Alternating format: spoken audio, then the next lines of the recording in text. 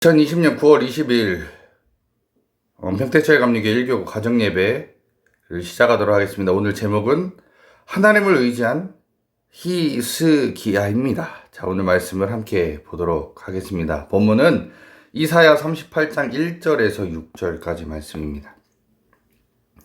그때 히스기야가 병들어 죽게 되니 아모스의 아들 선지자 이사야가 나아가 그에게 이르되 여호와께서 이같이 말씀하시기를 너는 내 집에서 유언하라 내가 죽고 살지 못하리라 하셨나이다 하니 히스기야가 얼굴을 벽으로 향하고 여호와께 기도하여 이르되 여호와여 구하오니 내가 주 앞에서 진실과 전심으로 행하며 주의 목전에서 선하게 행한 것을 기억하옵소서 하고 히스기야가 심히 통곡하니 이에 여호와의 말씀이 이사야에게 임하여 이르시되 너는 가서 히스기야에게 이르기를 내 조상 다윗의 하나님 여호와께서 이같이 말씀하시기를 내가 내 기도를 들었고 내 눈물을 보았노라. 내가 내 수 안에 15년을 더하고 너와 이 성을 아수르 왕의 손에서 건져내겠고 내가 또 이 성을 보호하리라. 아멘. 우리가 히스기야 하면 유다 땅의 유명한 왕 중에 한 명입니다. 그러니까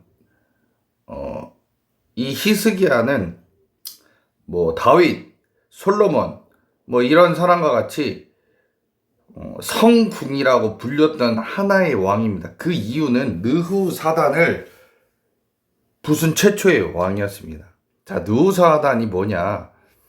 그 모세가 그 광야를 이렇게 모세가 이스라엘 민족을 데리고 광야를 통과하는 시대 때 불뱀에 백성들이 물린 적이 있었습니다. 자, 그때 모세가 이 놋뱀을 만들어서 장대 위에 달죠. 이 장대 위에 단 놋뱀을 바라보는 자는 살고 보지 않는 자는 죽는다 했을 때 이 장대에 달린 놋뱀을 본 사람은 실제로 살았습니다. 자, 그래서 이 느후사단, 이 놋뱀을 섬기는 종교가 이스라엘 안에 있었다는 겁니다. 자, 놋뱀이 하나님은 아니죠. 실제로 놋뱀은 그냥 놋뱀일 뿐입니다. 그러나 당시에 이 느후사단, 놋뱀을 섬기는 종교가 이스라엘에 있었다라는 거예요. 근데 그 느후사단을 때려부신 최초의 왕이 바로 히스기야였다라는 겁니다. 그만큼 하나님 보실 때 정말 의로웠던 왕 중에 하나가 히스기야였다라는 거죠. 그리고 하나님의 계명대로 이스라엘 민족을 가르치고 그들을 이끌어왔던 왕 중에 하나가 또 히스기야였습니다. 그리고 아수르 왕 사네립이 쳐들어왔음에도 불구하고 거기서 굴하지 않고 전쟁에서 싸워서 승리하는데 그때 하나님을 의지했고 하나님께 도움을 구했던 왕이 바로 히스기야였습니다. 결국 적군이 많이 쳐들어왔음에도 결국 이겨냈죠. 자, 근데 히스기야는 단점도 있었습니다. 어떤 일을 함에 있어서 하나님께 먼저 아뢰이고 하나님께 도움을 구했던 게 아니라 아수르 왕이 쳐들어온다고 했을 때 아수르 왕에게 이스라엘에 있는 모든 금과 은을 줬던 왕이기도 했습니다.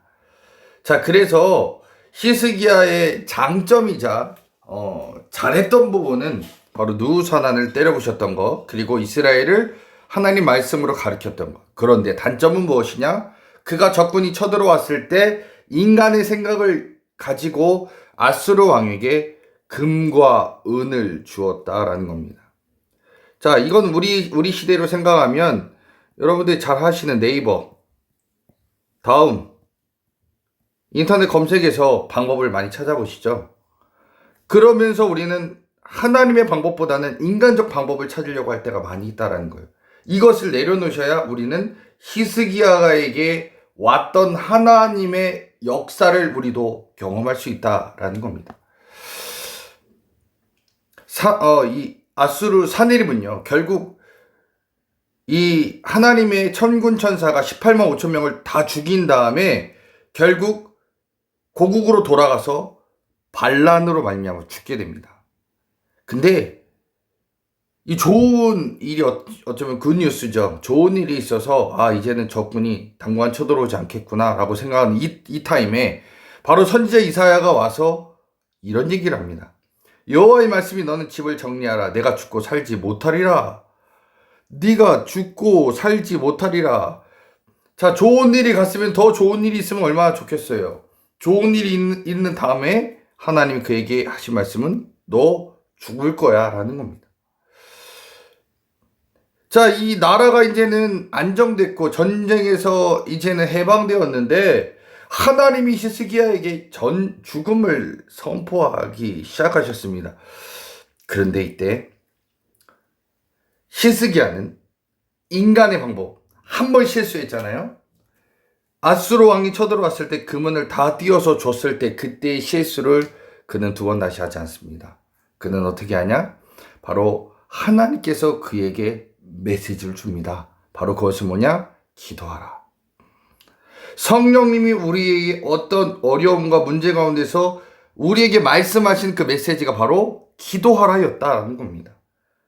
히스기야는 그때 기도하는 일을 시작합니다. 여러분, 그렇기 때문에 위기 가운데서 우리는 성령을 붙잡아야 됩니다.